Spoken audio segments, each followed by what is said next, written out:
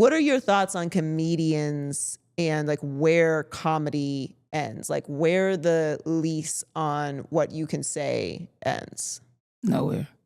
So you think that if a comedian says anything that not on set, not on a performance. Oh, okay. I thought you meant like on stage. I'm like, nowhere. Yeah. Like because this is how I see it.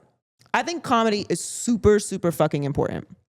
I think it's not just like a coping mechanism and like an escape, but I think comedy allows us to talk about uncomfortable things and see how we're all, in a lot of ways, avoiding the thing. And I think comedy is a great... And how we're the same.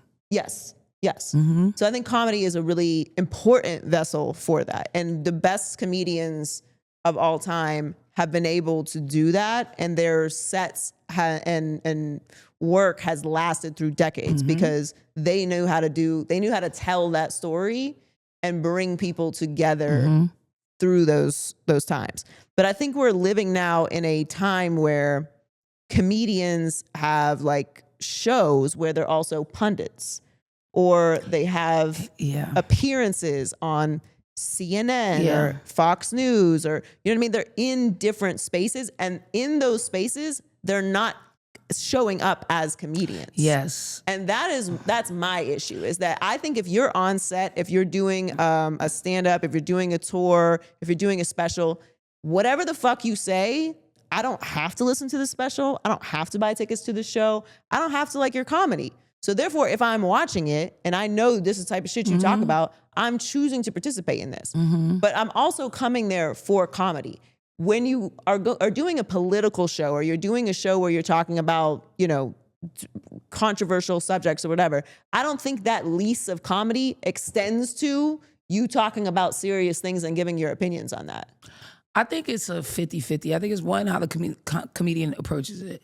You know what I mean? Like, because if I go, like I've been on Ari Melba, if I go on something like that, I'm still going to present like comedy. I'm still going to say stuff like, I don't read. Like, don't listen to me. You know what I mean? I'm gonna, like, she reads. Don't do that, because like, I don't want what you're saying. Like, I'm not that. And the show that invited me knows I'm not that. Right. Like, they kind of brought me on to be like, yeah, you think about stuff, but you're just still a comic. I think sometimes comics can get caught up in just like just getting caught up in that swirl and feeling like they have to come and be smart, because this is a smart time to be smart. Right. And then they come trying to be like the thing. And it's like, you could just come as a comedian into the space and bring that energy into the space, and that's okay. Yeah. But when you do that, then the expectation just shifts, you know? And I think even in your stand-up a little bit, you kind of have to be aware of that. You know what I mean? Because there are stand-ups who are very like accurately presenting, and I know what type of shit I do, so I try to lean away from that, like, and keep it broader, and like, I know, but I don't know, and I always kind of want it to feel like that. Yeah. Like I'm stumbling into half this shit, but I read a couple articles.